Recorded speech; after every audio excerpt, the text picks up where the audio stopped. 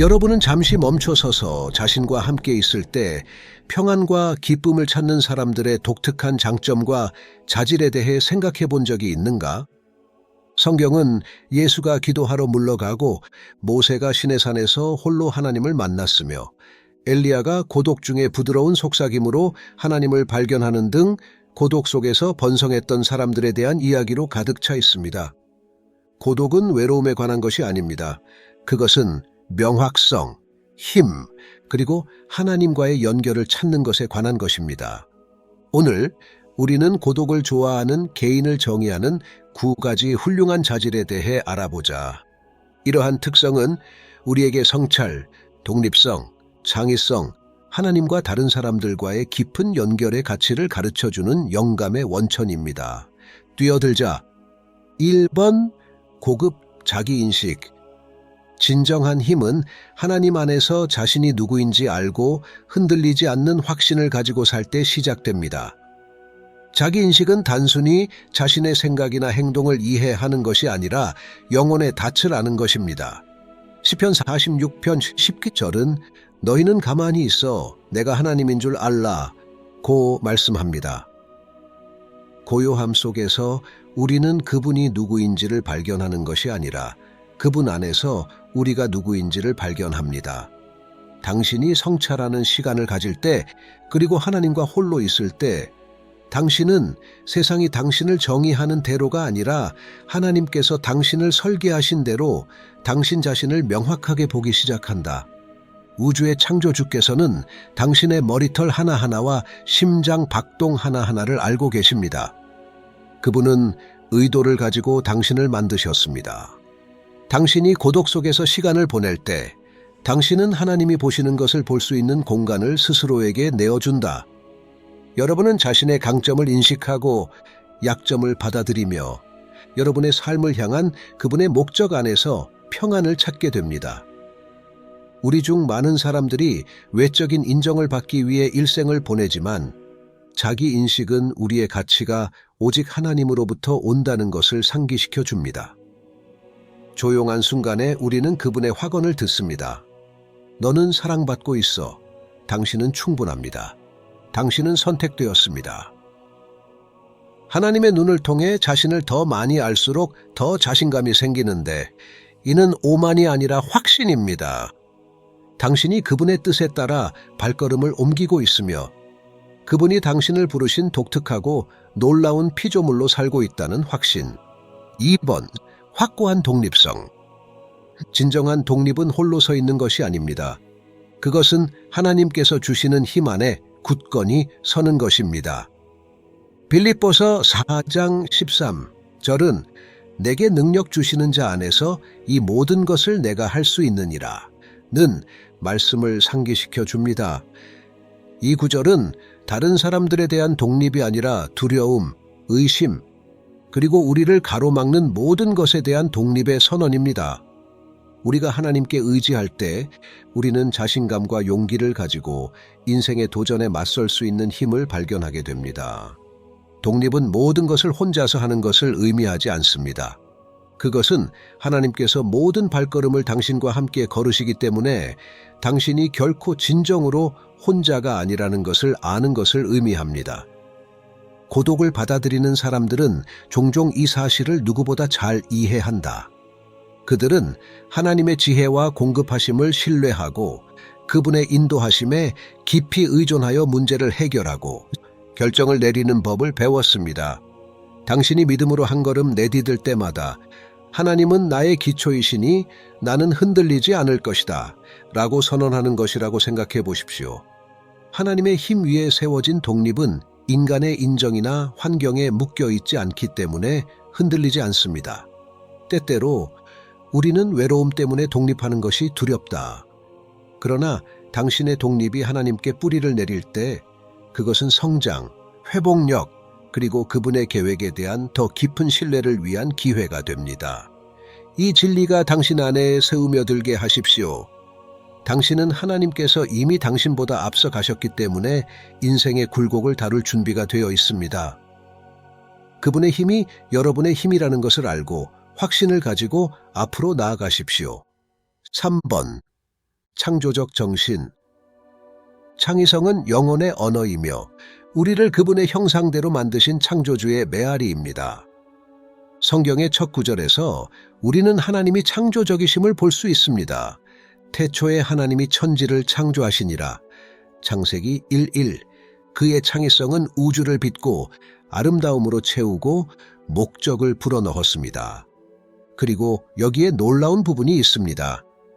당신이 그분의 형상대로 만들어졌기 때문에 동일한 창조적 불꽃이 당신 안에 살고 있습니다. 창세기 1:27. 우리가 고독 속에서 시간을 보낼 때 세상의 소음은 사라지고 우리 마음의 캔버스가 열립니다. 이 조용한 순간에 아이디어가 구체화되고 꿈이 태어나고 우리 손의 일이 하나님의 마음을 반영합니다. 창의성은 걸작을 그리거나 소설을 쓰는 것을 의미할 필요가 없으며 문제를 해결하고 관계를 구축하고 심지어 삶을 정리하는 방식에도 있습니다. 하나님께서는 당신의 기쁨을 위해서만이 아니라 세상을 축복하기 위해 이 선물을 당신 안에 두셨습니다. 에베소서 2장 10절은 우리가 하나님의 만드신 자라 예수 그리스도 안에서 선한 일을 하려고 지으심을 받은 자니라 고 말씀합니다. 여러분의 창의성은 여러분이 독특하고 아름다운 방식으로 그분의 빛을 비추도록 하기 위한 그분의 계획의 일부입니다. 그러니 고요함을 받아들이세요. 당신의 고독이 하나님께서 새로운 아이디어를 불러일으키고 당신의 마음에 새로운 열정을 불태우는 공간이 되게 하십시오. 당신이 글을 쓰든 노래를 부르든 디자인을 하든 아니면 단순히 다른 사람을 사랑하는 더 나은 방법을 찾든 당신의 창의성은 당신을 통해 일하시는 창조주에 대한 증거입니다. 4번, 풍요로운 내면의 삶. 가장 풍요로운 삶은 당신이 가진 것이 아니라 당신 안에 있는 것의 깊이에 의해 측정됩니다. 풍요로운 내적 삶은 지혜가 자라나고 평화가 번성하며 하나님의 임재가 살아있는 비밀의 정원과 같습니다. 잠언 25장 5절은 사람의 마음의 목적은 깊은 물이니 통찰력 있는 자는 그것을 건져 올린다 고 말합니다. 고독을 받아들이는 사람들은 종종 내면의 성찰과 이해의 우물에서 끌어오면서 이 깊이를 활용합니다. 고독은 우리에게 명료함이라는 선물을 준다. 조용한 순간에 우리는 삶의 잡동사니를 걸러내고 진정으로 중요한 것이 무엇인지 발견할 수 있습니다. 세상은 당신에게 계속 바쁘라고 말할지 모르지만 하나님은 잠시 멈추고 더 깊이 들어가라고 초대하십니다. 기도, 성경 묵상, 사려 깊은 묵상을 위한 공간을 허용할 때 당신의 내적 삶은 그분의 진리와 인도하심으로 풍요로워집니다. 풍요로운 내면의 생명은 또한 폭풍을 이겨낼 힘을 만들어낸다. 삶이 당신을 흔들 때 당신을 지탱하는 것은 내면에 있는 것입니다. 시편 기자는 주의 말씀을 내가 내 마음에 간직하였나이다. 시편 119라고 썼는데 이는 우리가 그 안에 간직한 보화, 즉 하나님의 말씀, 그분의 약속, 그분의 지혜가 우리에게 닥칠 모든 일에 대비할 수 있도록 우리를 준비시킨다는 것을 보여줍니다. 그러니 내면의 삶을 가꾸십시오. 고요함 속에서 하나님과 함께 시간을 보내고 그분이 당신의 영혼에 지혜와 평화의 씨앗을 심게 하십시오. 당신의 내면의 삶이 더욱 풍요로워짐에 따라 당신은 인생의 도전에서 살아남을 뿐만 아니라 번성하고 넘쳐나는 것으로 다른 사람들을 축복할 준비가 된 자신을 발견하게 될 것입니다. 5번, 정서적 회복력. 회복력은 절대 넘어지지 않는 것이 아닙니다. 그것은 하나님의 힘으로 매번 당신을 붙들어 주는 것에 관한 것입니다. 인생의 어려움은 피할 수 없지만 우리가 그 도전에 어떻게 대응하느냐에 따라 우리가 어떤 사람이 되는지가 결정됩니다. 정서적 회복 탄력성, 즉 견디고 치유하고 번성하는 능력은 종종 고독의 순간에 자랍니다. 시편 34편 18절은 여호와는 마음이 상한 자에게 가까이 하시며 심령이 상한 자를 구원하시는도다 라는 말씀을 상기시켜 줍니다. 조용하고 연약한 순간에 하나님은 가까이 오셔서 우리의 상처를 싸매시고 힘을 회복시켜 주십니다. 회복 탄력성은 고통을 무시하거나 삶이 아프지 않은 척하는 것을 의미하지 않는다. 그것은 그 시간 동안 하나님의 임재에 기대어 그분이 폭풍을 통해 당신을 인도하시도록 하는 것을 의미합니다. 고독은 우리에게 감정을 처리하고 투쟁을 성찰하고 하나님께서 우리의 고통을 목적으로 바꾸시도록 허락할 수 있는 공간을 준다. 좌절에 직면할 때 우리는 패배감을 느끼고 싶은 유혹을 받을 수 있다. 그러나 이사야 40장 31절은 여호와께 소망을 두는 자들은 그 힘을 새롭게 하리라. 그들은 독수리처럼 날개를 펴고 날아오를 것이다. 회복 탄력성은 우리가 하나님께 소망을 두고 그분이 우리가 가능하다고 생각했던 것보다 더 높이 들어 올려주실 것임을 믿을 때 옵니다. 당신의 어려움은 당신을 정의하는 것이 아니라 하나님의 도움으로 일어설 수 있는 당신의 능력이 당신을 정의합니다. 여러분이 흘린 모든 눈물과 모든 고난은 여러분이 자신감과 신앙으로 미래를 맞이할 수 있도록 준비시켜 주었습니다. 하나님을 당신의 힘이 되게 하고 그분이 모든 시련을 승리로 바꾸시는 것을 지켜보십시오. 회복 탄력성은 그분의 선물이며 그분은 그것을 풍성하게 주실 준비가 되어 있습니다. 6번 감사와 만족. 감사는 우리가 가진 것을 충분함으로 바꾸고 만족은 충분함을 기쁨으로 바꿉니다. 삶이 압도적으로 느껴질 때 감사와 만족은 먼 꿈처럼 느껴질 수 있습니다.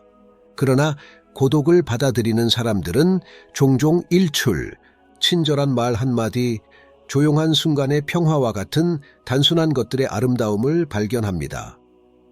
데살로니가전서 5장 18절은 범사에 감사하라. 이것이 그리스도 예수 안에서 너희를 향한 하나님의 뜻이니라. 감사는 도전을 무시하는 것이 아니라 모든 상황에서 하나님의 선하심을 보는 것입니다. 만족한다는 것은 더 적은 것에 만족하는 것을 의미하는 것이 아니라 하나님이 충분하시기 때문에 지금 가지고 있는 것만으로도 충분하다는 것을 신뢰하는 것을 의미합니다. 빌립보서 4장 11절부터 12절까지는 내가 무슨 형편에든지 자족하는 비밀을 배웠노라. 는 바울의 말을 통해 이 진리를 보여줍니다. 그 비밀은 그리스도입니다. 크든 작든 모든 축복이 그분으로부터 온다는 것을 인식할 때 감사가 커지고 그분의 완전한 공급 안에서 안식할 때 만족이 넘칩니다.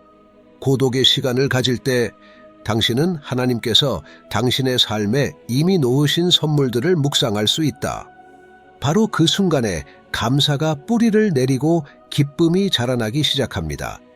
만족은 더 많은 것을 끝없이 추구하는 것에서 벗어나게 하고 하나님이 당신의 공급자이시고 당신의 평안이시며 당신의 몫이심을 상기시켜 줍니다. 감사하는 마음은 기쁨의 삶을 열어줍니다.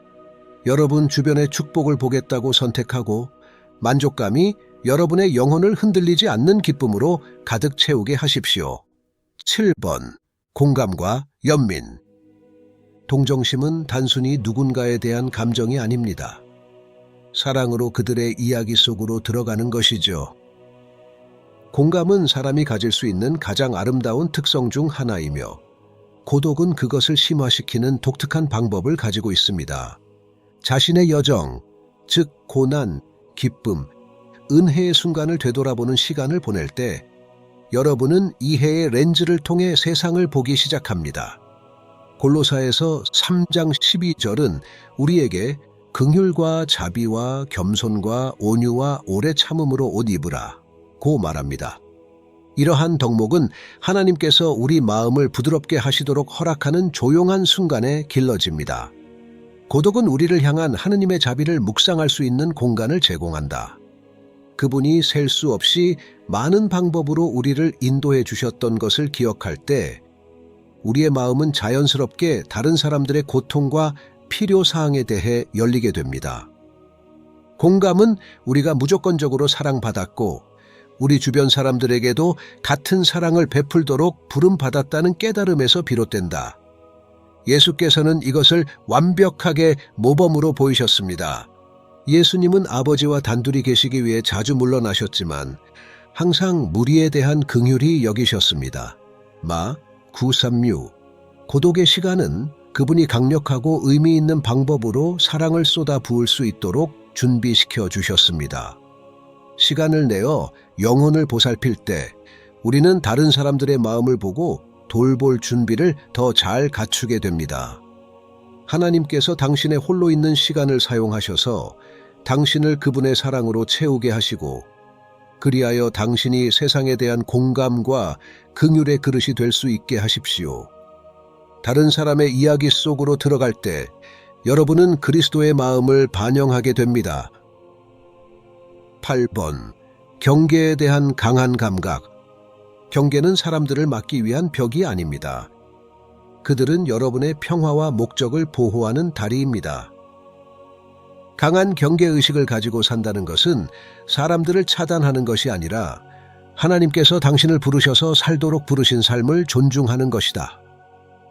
예수 자신도 이것을 아름답게 모델링하셨습니다. 마태복음 14장 23절에 예수께서 기도하러 친히 산허리에 올라가셨습니다. 군중이 끊임없이 그분의 임재를 찾았지만 예수께서는 물러나 아버지와 함께 재충전해야 할 때를 알고 계셨습니다. 그분의 경계는 이기적인 것이 아니라 그분의 사명을 완수하는 데 필수적인 것이었다. 그리스도 안에서 자신의 가치를 이해할 때 당신은 가장 중요한 것, 즉 당신의 시간, 당신의 에너지, 당신의 부르심을 보호하기 시작합니다.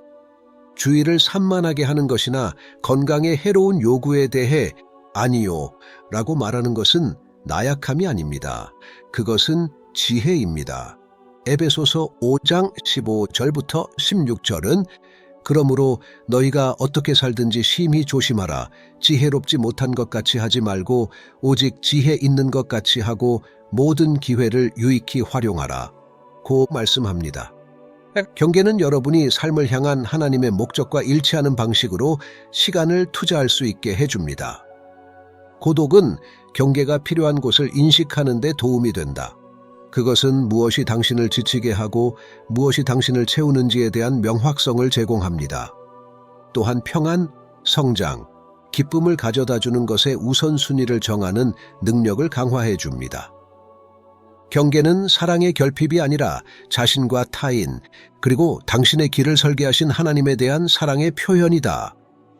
당신의 마음과 시간을 은혜로 지키십시오.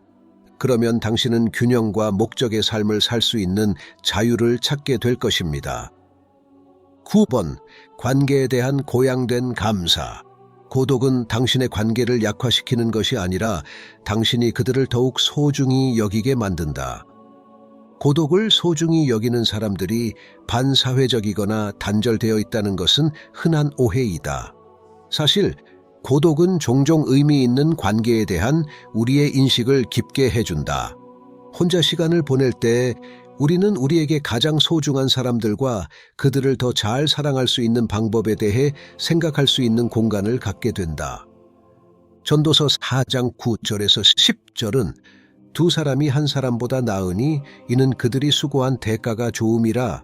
한 사람이 넘어지면 한 사람이 다른 사람을 일으켜 세울 수 있느니라. 고 말씀합니다. 고독 속에서 보내는 시간은 우리의 마음이 인간관계에서 온전히 드러날 수 있도록 준비시킨다. 우리가 끊임없이 소음과 활동에 둘러싸여 있을 때 우리는 강한 관계에 필요한 의도성을 잃을 위험이 있다. 고독은 우리에게 감정적, 영적으로 재충전할 수 있는 기회를 주어 우리가 다른 사람들과 교류할 때 그것은 피로가 아닌 충만한 곳에서 이루어지게 한다. 예수는 종종 고독을 추구하셨지만 그분의 관계는 깊은 사랑과 보살핌으로 특징지어졌습니다. 그분은 제자들에게 투자하셨고 연민과 집중으로 만나는 사람들에게 자신을 쏟아 부으셨습니다. 그의 예는 고독과 관계가 서로 반대되는 것이 아니라 서로를 보완한다는 것을 보여줍니다. 고독이 당신의 관점을 새롭게 하도록 하십시오. 그 시간을 여러분의 삶 속에 있는 사람들을 위해 기도하고 어떻게 그들에게 축복이 될 수 있을지 숙고하는 시간으로 활용한다. 조용한 순간과 의미 있는 연결을 모두 받아들일 때 사랑, 균형, 목적으로 가득 찬 삶의 풍요로움을 경험하게 됩니다. 10번. 하나님의 임재에 대한 평안한 확신. 진정한 자신감은 시끄럽지 않습니다. 그것은 하나님께서 항상 여러분과 함께 계시다는 조용한 확신입니다. 하나님과 단둘이 시간을 보내는 데서 오는 특별한 종류의 평안이 있습니다. 그것은 생명에서 물러나는 것이 아니라 생명을 주시는 분께 더 가까이 다가가는 것입니다. 이사야 26장 3절은 마음이 굳건한 자들을 주께서 완전한 평강 가운데 지키시리니 이는 그들이 주를 의지함이니라 고 아름답게 말합니다. 마음과 생각을 하나님께 집중할 때 고독은 평화가 태어나고 자신감이 회복되는 장소가 됩니다. 이 자신감은 당신 자신의 힘에서 오는 것이 아니라 우주의 창조주께서 당신의 생명을 그분의 손에 쥐고 계시다는 것을 아는 데서 온다. 조용한 순간에 여러분은 두려움을 내려놓고 그분의 음성을 듣고 그분의 임재가 여러분을 둘러싸고 있음을 느낄 수 있습니다. 고독은 외로움에서 성스러운 교감으로 바뀌며 당신이 결코 진정으로 혼자가 아니라는 것을 상기시켜 줍니다. 예수께서 어떻게 십자가를 직시하셨는지 생각해 보십시오. 그분은 겟세마네 동산에서 하나님 아버지와 함께 고독의 시간을 보내며 마음을 쏟아부었고 사명을 완수할 힘을 찾았습니다. 그와 같은 평안과 확신은 여러분이 고요히 하나님을 찾을 때 얻을 수 있습니다. 이 진리가 당신의 마음을 가득 채우게 하십시오. 당신은 하나님에 의해 깊이 사랑받고 온전히 알려져 있습니다. 당신이 고독을 그분과 연결되는 시간으로 받아들일 때 당신은 그 무엇도 흔들 수 없다는 확신을 갖게 됩니다. 하나님과 함께하는 조용한 순간으로 들어가 강하고 평화로우며 세상을 마주할 준비가 된 마음으로 떠나십시오. 이러한 특성들을 살펴보면서 고독은 단순히 혼자만의 시간이 아니라 하나님께서 우리를 빚으시기 위해 사용하시는 선물이라는 것이 분명해졌다. 자기 인식을 함양하는 것이든 회복력을 키우는 것이든 창의성을 고취시키는 것이든 관계를 심화하는 것이든 조용한 순간을 통해 우리는 하나님이 우리를 설계하신 사람이 될 수 있습니다. 세상은 종종 침묵과 고요를 두려워하며 그것들을 공허함으로 착각한다. 그러나 하나님과 함께하는 고독은 결코 공허한 것이 아니라 그분의 임재로 넘쳐납니다. 이사야 30장 15절은 회개와 안식에 너희 구원이 있고 평온과 신뢰에 너희 힘이 있느니라 고 말씀합니다.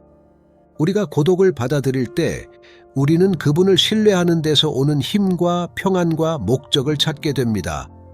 고독을 피해야 할 것이 아니라 하나님과 더 가까워지고 우리 안에서 더 강해지는 기회로 봅시다. 이 조용한 시기에 우리는 영혼을 재충전하고 인생의 결정에 대한 명확성을 얻고 풍요로운 곳에서 다른 사람들에게 쏟아부을 준비를 합니다. 우리의 과제는 간단합니다. 당신의 삶에서 고독을 위한 공간을 만드는 것입니다. 하나님을 찾고 그분의 선하심을 묵상하며 그분의 음성을 듣는 시간이 되게 하소서. 기도를 통해서든 일기를 쓰든 아니면 그저 고요하게 앉아있든 하나님께서 그곳에서 당신을 만나주신다는 것을 믿으십시오. 고독은 외로움이 아니라 하나님의 사랑이 영혼을 새롭게 하는 안식처입니다.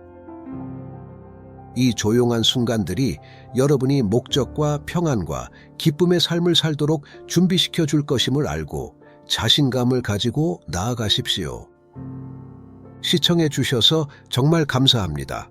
고독의 아름다움과 힘에 대한 이 메시지가 여러분의 마음을 감동시켰다면 잠시 시간을 내어 이 비디오의 좋아요를 누르고 격려가 필요한 사람과 공유하고 댓글에 아멘을 입력하십시오.